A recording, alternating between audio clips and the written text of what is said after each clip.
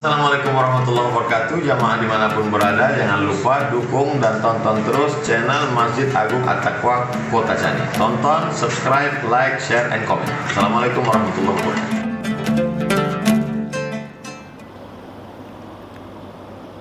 Assalamualaikum warahmatullahi wabarakatuh. Alhamdulillah. Asyhadu an la ilaha illallah. Asyhadu anna sayyidana Muhammadar Rasulullah. Salatan wa salaman ala sayyidina Muhammadin wa ala alihi wa sahbihi ajma'in. Amma ba'du, qala Allah Ta'ala fi kitabihil karim. Bismillahirrahmanirrahim. Fa'alam annahu la ilaha illallah. Qala Rasulullah awwalu bin ma'rifatullah. Sadaqallahul azim wa sadaqa nabiyyul karim. Dengan rahmat Allah, pada malam yang berbahagia ini kita telah dapat melanjutkan kembali pengajian kita tentang ilmu akidah. Dan selanjutnya disandarkan taksis kepada iradah itu majaz aqli, yakni bukan hakikat. Setengah daripada bab isnad kepada sebab. Dan jikalau tiada ia majaz, niscaya tiada sah isnad taksis itu kepada iradah. Karena mentaksis pada hakikat itu yaitu zat yang maha suci. Dan demikian lagi disandarkan memberi bekas kepada kudrah pada kata setengah. Mereka itu bermula kudrah itu sifat yang memberi bekas, ia pada mungkin akan mengadakan dan memaklumkan, maka yaitu mazan aqli. Daripada bab isnad kepada sebab, jikalau tiada diisnadkan kepada sebab, maka tiada sah isnad itu, karena yang memberi bekas pada hakikat itu yaitu zat yang aqdas, yakni yang maha suci. Karena tiada berbuat melainkan zat, seperti barang yang dinaskan atasnya oleh kebanyakan ulama muhaqqiqin. Dan adapun perkataan orang yang awam, bermula kudrah itu berbuat atau tilih olehmu akan perbuatan kudrah, atau umpama yang demikian itu, maka yaitu haram. Dan kata kil makruh selama tiada mengiktikat oleh mereka itu bahwa kudrah itu memberi bekas dengan sendirinya. Adapun jika diiktikad kudrah itu memberi bekas dengan sendirinya, niscaya jadi kafir wa iyazu billahi ta'ala.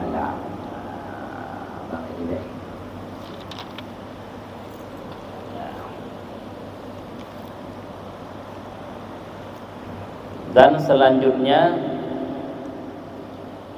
kajian kita tentang sifat Allah, yaitu sifat iradah. Allah itu punya sifat yang namanya iradah, mana iradah berkehendak. Yang mana iradah itu disebutkan dengan ta'luk taksis, dia menentukan segala yang mungkin, ditentukan akan yang ada, akan tiada, ditentukan sifat jihadnya yang mungkin. Maka intinya sekarang kita katakan bahwasanya sifat iradah itu menentukan yang mungkin, kalau sifat kudrah menjadikan yang mungkin. Maka ini menyandarkan iradah Allah menentukan itu mazat aqli, mazat isnadi, bukan hakikat itu perkataan.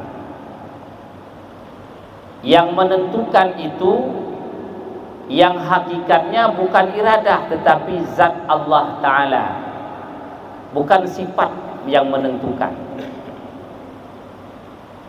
Maka kita ulang kembali, di sini disebutkan bahwasanya menyandarkan menentukan kepada sifat iradah itu adalah majaz, bukan hakikat. Karena yang hakikat menentukan bukan iradah tetapi zatnya Allah Ta'ala dengan sifat iradahnya. Sebagaimana kita katakan kudrah itu memberi bekas, kudrah Allah itu dapat menciptakan, kudrah Allah itu dapat menghidupkan. Ini juga majaz akli, bukan kalam yang hakiki. Ini adalah menyandarkan sesuatu kepada sebab, bukan ini perkataan yang hakikat. Karena yang hakikat menjadikan bukan kudrah zat Allah, hakikat yang menghidupkan bukan kudrah Allah tetapi zat Allah. Sebagaimana yang menentukan zat Allah juga, yang menjadikan zat Allah juga. Adapun kita sandarkan yang menentukan dengan iradahnya Allah, yang menjadikan kudrahnya Allah, itu disebutkan majaz, bukan kalam hakikat. Sebagaimana kita katakan kalau bahasa majaznya nasi dapat mengenyangkan, itu majaz, tapi yang hakikatnya adalah Allah. Itu bahasa majaz. Jadi artinya bahasa majaz nggak salah. Kita katakan iradah menentukan, tapi yang tujuan kita, yang hakikatnya zat Allah yang menentukan. Karena kalam majaz ini nggak boleh dipahami seperti zahirnya, tidak boleh dipahami seperti zahir kata-kata itu. Kalau kita katakan kudrah Allah dapat menjadikan dunia, itu kalau kita pahami seolah-olahnya kudrah itu yang menjadikan, ini syirik, nggak boleh. Yang menjadikan dunia tetap zat Allah, yang menghidupkan zat Allah, yang mematikan zat Allah, yang memberikan sehat zat Allah, bukan kudrah dan iradahnya. Yang hakikatnya itu, walaupun bahasa majaz boleh kita bahasakan iradah Allah menentukan, kudrah Allah menciptakan, itu bahasa majaz, bukan bahasa hakikat. Dipaham kan? Jadi yang menciptakan itu siapa? Zat Allah. Yang menentukan zat Allah juga. Tapi kalau bahasa majaznya, yang menentukan iradah, yang menciptakan kudrah, itu bahasa majaz. Jangan dipahami seperti hakikat kata-kata itu. Itu namanya menyandarkan sesuatu kepada sebab. Sama seperti bahasa kita. Kita luka dengan pisau. Saya mengugah dalam pisau. Kalau bahasa majaznya kita katakan yang melukai pisau, tapi hakikatnya kalau orang bertauhid yang melukai adalah Allah. Gak salah juga menyandarkan, memutuskan kepada pisau, menyandarkan, membakar kepada api, itu sebab. Gak apa-apa itu. Kalam majaz itu boleh. Yang membakar hakikatnya siapa? Allah. Kalau kita katakan api, itu majaz. Sebab api, sebab makan kenyang, yang membuat kenyang Allah. Sebab terbakar api, yang membuat bakar Allah. Kita sandarkan terus yang membakar api. Enggak salah secara kalam majaz, tapi hakikatnya tetap yang membakar adalah Allah. Ini begitu. Makanya para ulama menjelaskan kudrah itu sifat yang memberi bekas, kata ulama. Ini maksudnya kalam majaz. Karena yang memberi bekas itu bukan kudrah Allah. Sama seperti yang kita sembah bukan kudrah, bukan sifatnya zat Allah yang kita tuhankan. Maka yang memberi bekas itu hakikatnya zat Allah, dirinya Allah, bukan sifatnya Allah. Sebagaimana menjadikan alam dunia ini itu bukanlah kudrah iradah Allah, tetapi zat Allah Ta'ala. Kalau kita katakan itu segala macam. Nah, inilah keterangan yang dijelaskan oleh para ulama muhaqqiqin bahwasanya yang menjadikan itu bukan kudrah tetapi zat Allah yang maha suci. Bagaimana perkataan orang awam? Bermula perkataan orang awam yang berkata kudrah itu berbuat. Kudrah itu yang menjadikan alam. Ini kata di sini ada dua pendapat. Maka orang umum, orang awam yang berkata kudrah yang menjadikan langit bumi, ini haram perkataan. Tidak boleh kita katakan kudrah yang menjadikan langit. Allah dengan sifat kudrahnya itu boleh. Maka di sini sampaikan bahwasanya adapun perkataan orang awam yang sering diungkapkan oleh mereka kudrah yang menjadikan kita, ataupun lihatlah perbuatan kudrah, ini juga haram. Pendapat yang kuat, pendapat yang lemah makruh. Jadi kesimpulan yang pertama bahwasanya perkataan kita yang kita katakan bahwasanya kudrah yang menjadikan alam ini, ataupun pandanglah perbuatan kudrah, ini adalah perkataan yang haram, satu pendapat yang kuat. Adapun pendapat yang lemah mengatakan itu makruh. Makruh kita katakan bahwasanya kudrah itu dapat memberi bekas itu kalau tidak kita yakini kudrah itu langsung memberi bekas. Kalau hanya perkataan makruh. Tapi kalau sampai keyakinan kita memang kudrah itu yang menghidupkan kita, kudrah Allah itu yang menjadikan kita, maka kafir. Ini kafir, Pak. Ini kafir, naudzubillah min dzalik. Bahwasanya apabila kita yakini kudrah Allah yang menghidupkan kita, kudrah Allah yang mematikan kita, kudrah Allah yang menunjukkan kita, kudrah Allah yang menyesatkan kita, kudrah Allah yang memuliakan kita, yang menghinakan kita, dan seterusnya, maka ini hukumnya kafir, naudzubillah min dzalik.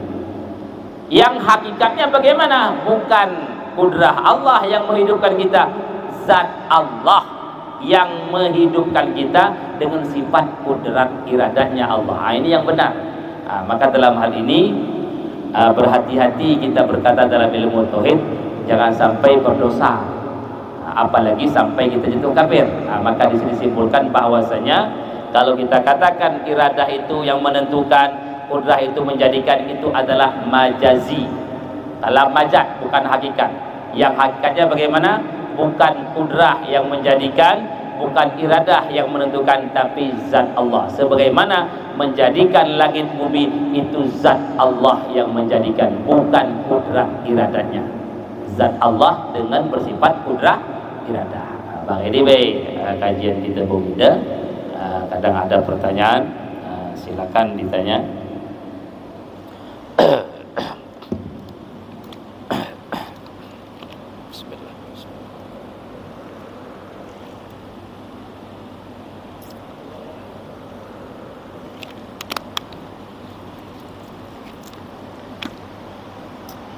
Udah, silakan.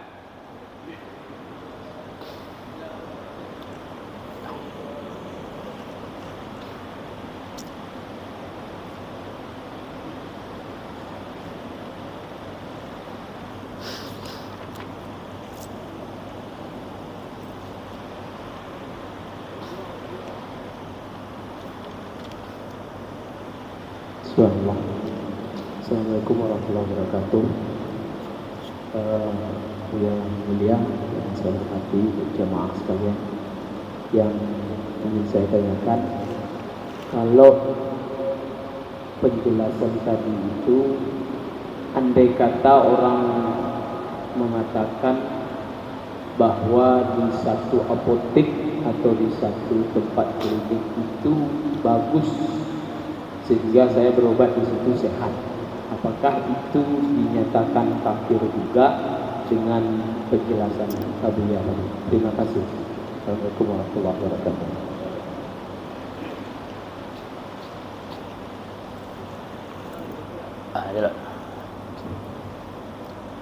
Waalaikumsalam warahmatullahi wabarakatuh. Kalau orang yang sudah berilmu akidah, kalau bahasanya saya berobat di tempat sipolan itu maka sembuh. Kalau orang yang sudah beriktikad tidak pernah dia sirik, karena itu bahasa majaz, singkatan. Dia tetap meyakini yang memberikan sembuh adalah Allah setelah saya berobat di tempat sipolan, bukan sipolan itu. Ini kalau orang bertauhid, kalau orang paham lah. Tapi orang jahil udah kena juga nanti, karena bagaimana yang diungkapkan biasanya begitu di hati, enggak nampak Allahnya. Jadi akidah ini kekufuran bisa terjadi di saat kita tidak punya ilmu. Maka pentingnya ilmu akidah agar tidak jatuh dalam kekufuran, termasuk berobat. Kalau kita pandang obat itu memang, diri obat itu memang yang menyembuhkan, maka ijma'ul ulama orang itu kufur, bukan Islam. Walaupun zahirnya Islam, karena kita nggak tahu. Kalau dia mati tetap 4 perkara dikerjakan, mandikan, sholatkan. Kenapa? Zahirnya kita yang nampak dia Islam, tapi batinnya udah kafir. Ijma'ul ulama, karena disebutkan dalam kitab tauhid bahwasanya siapa yang meyakini diri sesuatu itu dapat memberi bekas, katakanlah diri obat, tabiat obat itu dapat memberi bekas, orang yang meyakini itu kafir mujma' alaih ulama. Apanya kafir? I'tikadnya. Cuma kita tidak tahu, maka secara zahir dia hukum Islam. Artinya kalau mati 4 perkara tetap. Tapi kalau sudah diikrarkan, apa katanya? Diri obat itu, tabiat obat itulah yang dapat menyembuhkan kita. Ini sudah zahir, zahiran wa batinan kafir, karena murtad kalamnya. Nah, jadi intinya kalau orang berilmu tidak salah, karena dia bahasa majaz saja. Nah, jadi bahasanya saya berobat di sana sembuh. Itu bukan dia memandang bahwasanya obat sipulan hebat, enggak. Izin Allah yang hebat. Nah, perbuatan Allah yang hebat. Jadi itu bahasa majaz. Boleh, enggak apa-apa itu. Nah, jadi enggak meleset apabila i'tikad kita sahih. Tetap Allah yang menyembuhkan. Itu biasa saja. Nah, jangankan itu, kudrah Allah yang menyembuhkan itu mudah kafir. Itu kan udah dekat aturnya nih. Apalagi obat itu yang menyembuhkan, ini lebih kafir lagi. Sedangkan tingkat kudrah Allah yang menyembuhkan saya, bukan zat Allah, itu mudah kena kita kan tadi juga. Kalau kita katakan kudrahnya Allah yang menghidupkan saya, ada kena kita. Bukan kudrah Allah, zat Allah, dirinya Allah itu yang menghidupkan kita dengan sifat kudrahnya. Kan dia dengan sifat kudrahnya, bukan kudrah. Karena zat Allah itu mempunyai sifat kesempurnaan, termasuk kudrah dan iradah. Nah, begitu dulu. Nah, yang lain, berhati-hati dalam i'tikad.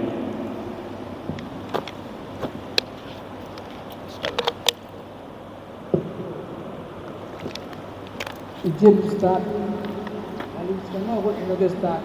Gaya deh. Yakin kalau menurut mendukung ini itu Ustaz.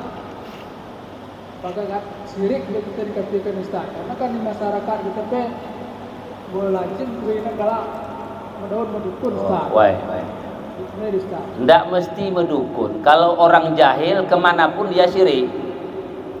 Saat memandang obat yang menyembuhkan sudah jatuh syirik.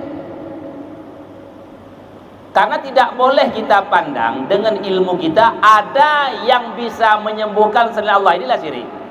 Apa syirik? Menyekutukan sesuatu dengan Allah. Jadi ada sesuatu yang dapat menyembuhkan selain Allah. Itu syirik kita.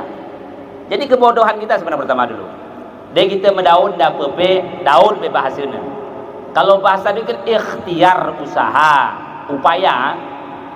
Jangan pernah kita meyakini daun yang dapat menyembuhkan.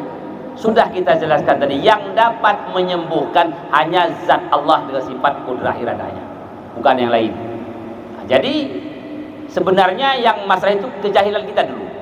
Nah, saya rasa kalau orang itu ada ilmu keakidahnya, kemanapun dia berobat, Kalau tidak menentang syariat, tidak dia menjadi syirik, karena dia memandang bukan dukun itu, bukan tabib itu yang menyembuhkan. Yang menyembuhkan huwallah, dialah Allah Subhanahu wa taala. Kalau sudah mantap itu silakan. Kalau nggak mantap jangan kena itu. Kalau orang jahil makan pun syirik. Bagaimana tidak? Kalau dia memandang nasi yang mengenyangkan kan sudah habis juga dia, nggak berobat dia, makan aja. Nah, jadi sebenarnya kejahilan ini pertama, kejahilan ilmu akidah yang membuat kamu syirik. Dengan kejahilanmu makan minum pun bisa syirik. Kalau kamu pandang nasi itu mengenyangkan, air itu menghilangkan haus, api itu dapat membakar. Kalau itu kamu yang dah kena juga. Jadi yang pertama kejahilan dulu ya.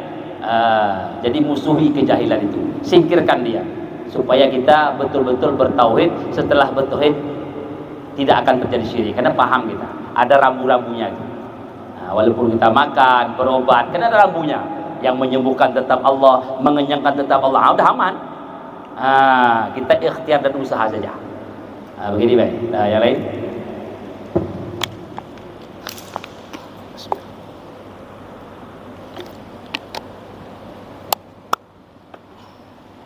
Assalamualaikum warahmatullahi wabarakatuh.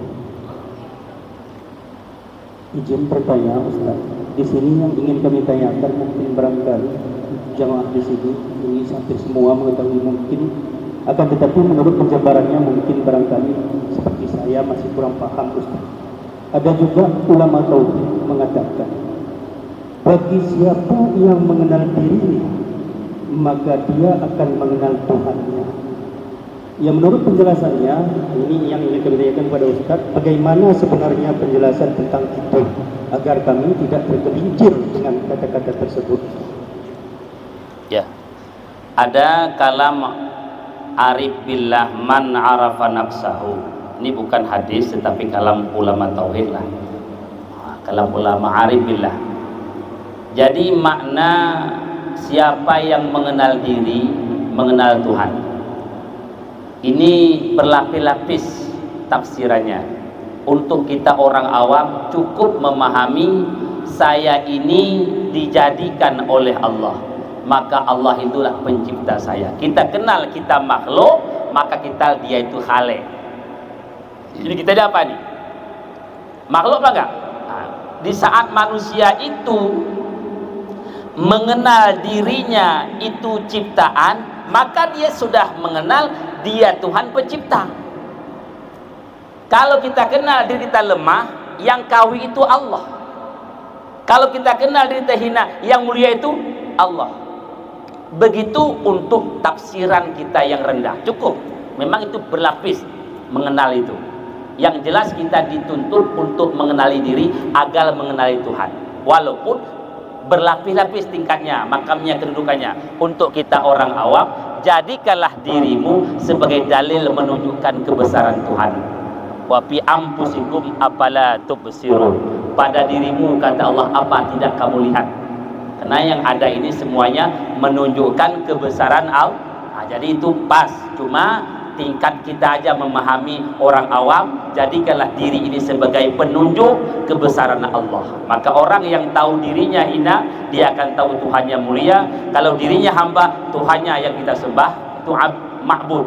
Kita abid, Allah ma'bud. Kita makhluk, Allah khalik. Kan sebalik-balik aja. Kalau kita hina, dialah yang mulia. Kalau kita penyembah, dialah ma'bud kita. Begitu untuk tingkatan pengenalan tingkat yang bawah lah. Jadi yang jelas mengenal itu, mengenal diri bertingkat-tingkat. Untuk kita cukup itu saja, jangan lari-lari dulu. Yang lain cukup. Sekian. Assalamualaikum warahmatullahi wabarakatuh.